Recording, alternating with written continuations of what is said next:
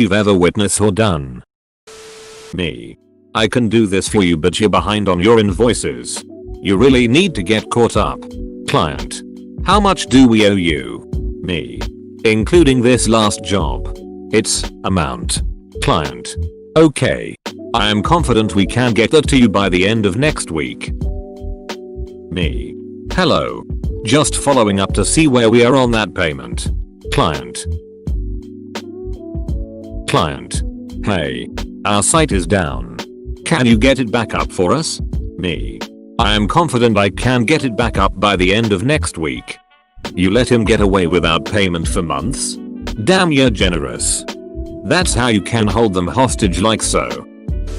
Long time ago. In my first managerial position. I had a boss who got pissed off at me for somewhat ridiculous reasons. I was trying to plan out a potential project with one of my staff members and my boss overheard us. He assumed we were going to skip other work to get this request done. When, in fact, avoiding that was exactly why I was having the meeting. At any rate, he came in and absolutely dressed me down in front of my project guy. After shift change, I went to his office and he told me he didn't want me to make any decisions without running them past him first. So, for the next week, literally every decision I made I paid him first. Like, can Tom take his break half an hour early? Or could Sally have extra supplies? 1 week later he blew up at my co-supervisor at a staff meeting saying, seriously, you all need to be able to make some decisions yourselves. So, my passive-aggressive response worked just fine. Malicious compliance is so satisfying. r/malicious compliance is also a thing. Enjoy your PA boner. I live in a house with thin walls and squeaky floors.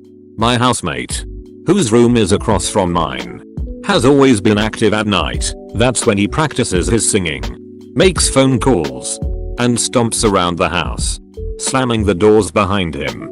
It was a little annoying but harmless. Until I started my surgery clerkship last month. This meant waking at 4 in the morning every Monday through Saturday. A few days before I was to begin, I spoke with my housemate and gave him a heads up, asking very politely if he could keep it down after 9 PM. In return, I would be as quiet as possible in the morning and move my morning routine, shower, lunch prep, to the evening. He agreed, but didn't actually change anything. 3 days into my first week of surgery, after one too many instances of our bathroom's door being slammed too hard late at night, I decided to move my shower to 3:30 AM and parked directly outside of his bedroom window. The car is old and the engine loud. It took just over a week of being woken at 3:30, but he's now quiet by 8. Some people don't notice how loud they are until the other person stops being quiet. Which is weird because I notice how loud I am when everyone else is quiet. It's like taking the pot off of the coffee maker is the same as a bunch of pots crashing to the floor. For a programming class, me and some friends created a tic-tac-toe bot that always ended games in a draw. It wasn't designed to win, only to end games in a draw. The real game would be trying to lose. Would you like to play a game, David? The best way to be passive-aggressive to a trophy store is to order a worst trophy shop trophy and then never pick it up. I liked John Steinbeck's idea of getting revenge on a bank by depositing a fresh salmon in your safe deposit box and going away on vacation. I used to write Wells Fargo is the devil on every single Google review to all of the Wells Fargo branches in my area. I just want to get it into people's head that Wells Fargo is the devil. It was at work. I bake stuff and bring it in for my co-workers pretty frequently. One of our administrators brought in some brownies on a day that I had brought in cookies. She took that personally and actually removed my cookies from the common area and hid them in her office so that only her brownies were available. So I went to her office, reclaimed my Tupperware, and told her I'd keep the cookies in my office till her brownies were gone. On the way out of her office, the systems guys came by like, dude, where'd the cookies go? We thought they were out. Can we have some? Of course. I said yes, and passed out cookies while half standing in our administrator's office while she stared daggers at me. This is the weirdest office rivalry ever. I wouldn't even call it a rivalry. It was definitely weird. though. A 50-year-old woman hiding Tupperware because she was insecure about her brownies? Duolingo sent a notification to my phone once saying something like, "It seems like our notification isn't doing anything, so we'll stop sending them." Duolingo pissed me off so much last year with its untimely notifications that I dropped German. This is a little specific, but a chef I used to work with was really annoyed at the other chef that worked on his section. It was a quiet Sunday night, so he did every bit of prep possible for the section. The other guy comes in Monday morning and spends 12 hours there bored shitless because he had nothing to do and company rules ban phones in the kitchen. This is so subtle and impossible to rightfully revenge. How would you even properly complain about that? The douchebag is doing so much work. I don't have to do anything. It's the worst. I used to do laundry at a funky mat in the UK. For some reason, they put a 15-inch shelf below the doors of the dryers for people to put their baskets on as they emptied the dryer. On a very busy day, one jackass decided to fold his clothes individually in this shelf, instead of moving everything to a table and freeing up the dryer. To make things worse, he was minutely examining every item he pulled out of the dryer. A woman very nicely asked him if he wouldn't mind moving to a table so she could use the dryer. This elicited an astonishing display of profanity and rudeness that had me wondering if this guy had Tourette's or something. The lady realized she was dealing with an a-hole and backed off. Rather disappointingly, I thought. She found another dryer and sat down again. A few minutes later, jackass finishes his folding and, still blocking the dryer with all the folded shit, goes to get a rolling cart to take his stuff to the car. Lady sees her chance and grabs it, opens the dryer door, throws in all his carefully folded stuff and feeds the coin slot. The guy went ballistic when he came back, but somehow no one in the entire place had seen what happened. I love the image of a bunch of laundry room customers of all ages and races uniting together in silence to complicity duck over this douchebag and not tell him what happened. Here's a great true story of an Irish pub where a guy got murdered in the bar, and all 60+ patrons claimed they had been in the lavatory at the time, leading to the 4x3 feet restroom being dubbed the TARDIS by investigating police. A couple of years ago, 2012 or something, I was in high school attending a computer science class. The exercises were so outdated that they stated that we had to hand it in on a floppy disk. So I did. Where does one even find a floppy disk these days? I just found a box of them in my parents' computer cabinet. 2 millibars each. Edit. Regarding the size, I just read the box. I'm not hip like you tech savvy yuns. All I know is that we used to have a full case of them and one had a Mickey Mouse game on it that I miss a lot. Edit 2. Here's the box. When I was still married, my ex's parents' Christmas gift to us one year was that they offered to pay for me to have a vasectomy. We hadn't discussed anything, even broaching that subject with them. Guess they really wanted to finish tying the knot. Subtle. The post on here that asks people who walk up escalators, what do you do with all your extra time? Passive aggressiveness escalates. The top comment about catching flights on time is pretty accurate though. Anyone that regularly uses Leeds train station can attest to this. Personally, I asked my girlfriend at the time if she would mind if I hung out with my ex and some friends after school. A simple no would have sufficed. Instead she responded with, I don't mind. I guess I'll hang out with my friend Eric. We usually get drunk and make out. How is that passive? Too perfect lol. My high school chemistry teacher hated my friends and me. We started it all by being high school idiots, but we were going to finish it as well. My friend would often crumple up his lab sheet and then flatten it out before handing it in. After doing this a couple of times, she said he would get a 0 the next time he did it. So after we finished our next lab, he asked to go to the bathroom. He takes his sheet to the library, crumples it up, flattens it out and then photocopies it. Comes back and turns in the crumpled looking piece of paper. Truly inspired. This made me laugh out loud. The best one here. Had a former co-worker that when writing his child support payment check to his ex-wife, he would address the envelope as, names changed, Heather Johnson Williams Smith Butler. Edit. The marriage didn't end well as he caught her cheating. Then she cheated on the next one. And the next one. This story is old. I have copied it from a Tales from Retail post. Enjoy. I work in men's clothing sales. We also offer tailoring services. This gentleman comes in with a pair of pants. Man. Your other location said that you would hem these for me. Double quote. Me. Sure thing. Sir.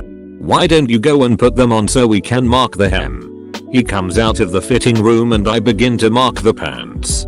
He won't stop moving around. And keeps looking down. Which will make them hem come up short. I ask him to just look forward. Man. You don't know what you're doing. How long have you done this? I think you should go get a man to do a man's job. I am taken aback. But, being a girl in menswear, this actually happens frequently. I get my male coworker. Pants are marked without any further issue. And they get sent to the back for a rush job. Fast forward 20 minutes. The man comes back. Our tailor has finished the pants. The man tries them on again. Seems satisfied and goes back into the change room. I am very busy. With 3 customers. And I thought that my co-worker would follow up and get a bag for him and so on. Me. Oh. Would you like a bag for those? Man. Oh. I have never heard that word pronounced that way before. Me. Excuse me? Man.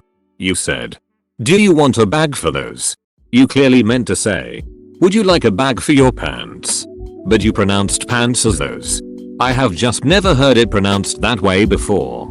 The proper way to ask me that question is. Would you like a bag for your pants? Sir. Me. Excuse me. By that time, one of my other customers had come over to investigate. And the man wouldn't repeat what he had said. His passive aggressiveness just floored me.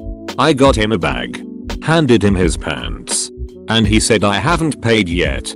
If you opened your eyes and paid attention, maybe you would have noticed that. Customers prepay for alterations 99.9% of the time. Me. Don't worry about the $7. He then went and tracked down my co-worker to specifically pay him. And not me. Wow, what an absolute piece of shit human being. Lol, I don't even get mad at the C kids of people.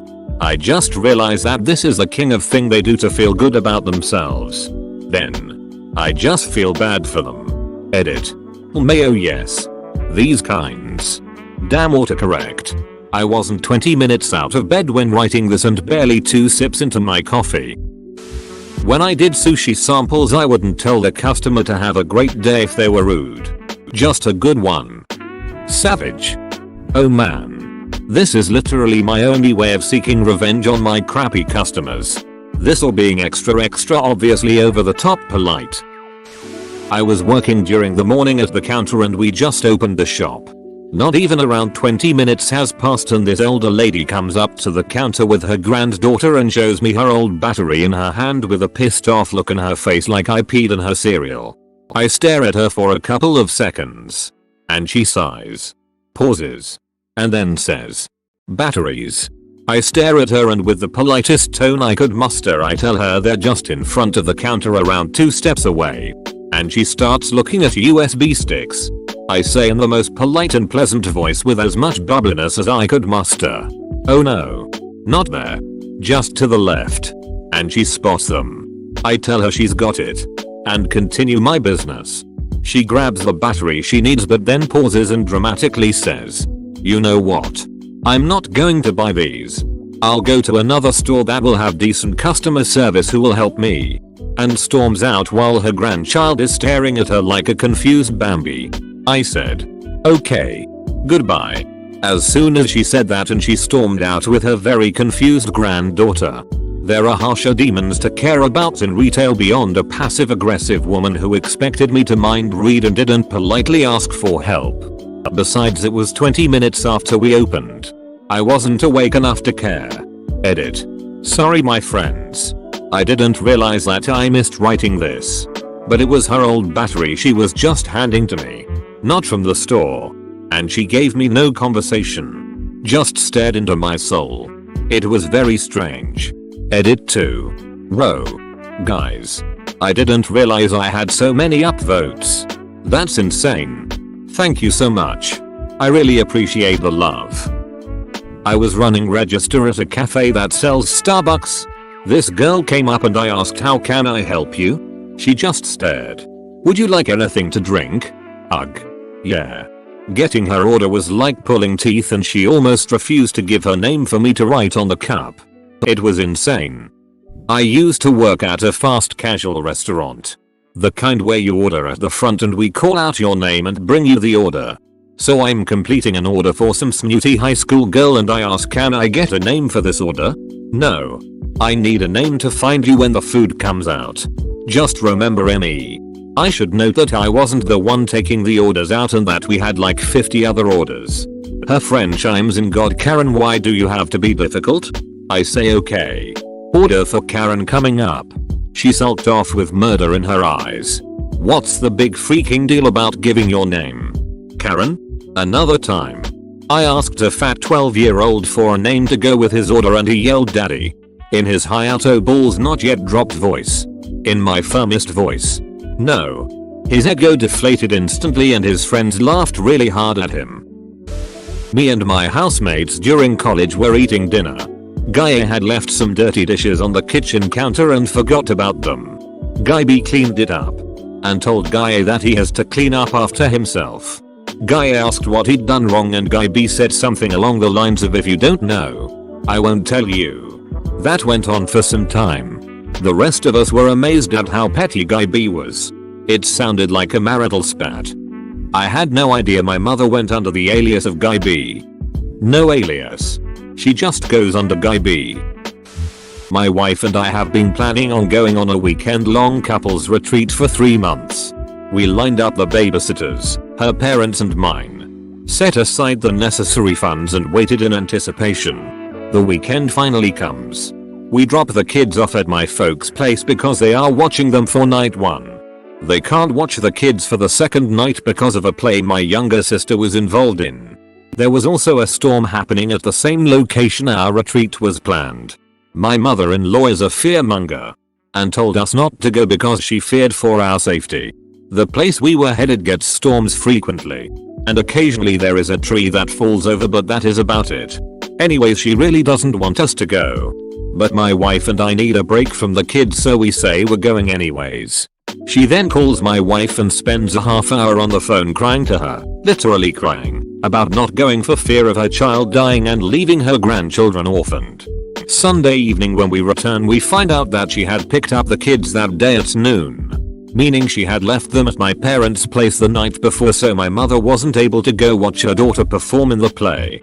We asked her why she backed out, and she said she was too stressed to deal with the children. She bailed on watching her grandkids for a night because we went on a trip that she thought was too dangerous, causing issues with my parents. Edit. Phrasing. If you don't know, I'm not going to tell you. Adam Ferrara. Fine. Then don't get pissed off when this shit happens again. Oh, I see you know my wife. She will ask me to do something. I will ask for clarification. She responds with the silent treatment. Then when I do it, it is inevitably wrong. She gets pissed. Back during my degree, I was doing an essay about typographical trends. My lecturer and I had a disagreement about something to do with another project. Something about a display or something, I don't quite recall. I handed the essay on time but with each word successively in Arial. Helvetica and Gilson. Drove him nuts. Did you do it manually? Must have taken ages. Yes, more or less manually. Might have missed some. Ultimately it worked though. Taken at a quality and I stayed at over the weekend. Passive aggressiveness at the qualityinimga.com link. At least this QI has the decency to warn you. Honestly don't know why anyone would want to steal any of the cheap shit in the room, especially the nasty ass comforter, TF. But at the one where I work, my boss just charges a $100 flat fee if they have a credit card on file. Regardless of what they took. You pay the same price for accidentally packing up the TV remote as you would for taking the microwave, coffee maker, etc. Girl I knew had a summer job in college waiting tables and had 2 guys finish their meal and did the old shoe and screw, or dine and dash if you prefer. She was lamenting it at the service station of the bar, and the bartender realized that the same two guys had had a round or two at the bar before they were sat at her table and had paid with a card. She entered the numbers manually to pay the bill but asked the manager what she should put for a tip. He told her to put it down for $100, saying, "What are they going to do? Contest it?" When I was in high school we had an oil painting unit in our art class. Oil paint is expensive, so we were given really small tubes and told to use only as much as we needed. Well, we were painting a lot of fall type plants. Things like squash, goods, etc. Needless to say, there was a lot of yellow in these compositions and most people used up their yellow tubes right away. There was this upperclassman girl in my class that was a total stuck-up snob and took every chance she could to throw me under the bus for some reason. I think she thought I was a threat to her because we were both very artistically inclined. Although the extent of her abilities was just copying paintings that she found online. Anyways, we all kept our paints in show boxes, and one day I went to class to find that my nearly full tube of yellow paint was gone. I look over, and sure enough, the upperclassman snob has it. I was pissed, but I didn't want to make a scene. So I went up to her and asked, "Hey, can I borrow some of your yellow?" She looks at me, gives me the snobbiest, most disgusting look I had ever seen in my life and says, "Only a little bit." That was the last straw. I took the tube and squeezed out the entire thing onto my palette. It was oil paint, so I was able to keep it wet until I was done with it. At the mall, sitting in a chair waiting for someone, a woman with cane walks up to the seating area and says to herself, "All the seats are taken. I'll just have to hope I don't fall down." Someone then offers her a seat, and 2 minutes later she says something about it being long enough and gets up and walks off again. Playing martyr was apparently more important than sitting down. Maybe she needed to sit down for a couple minutes to rest. Sometimes joints are annoying and just need a chance to reset muscles to rest before you can continue on. Or she was just that much of a beach. Either is possible. I thought of that and have been there myself. But she didn't ask. She also walked past some other unoccupied benches about 20 meters away to the seating area where you could see that the chairs were occupied before making her statement, living with a teenager who eats all the eggs. Then complains we didn't buy something we had no idea we were out of. Has withered any sympathy I had for poor me statements. Thanks for watching. Subscribe for 3 videos a day.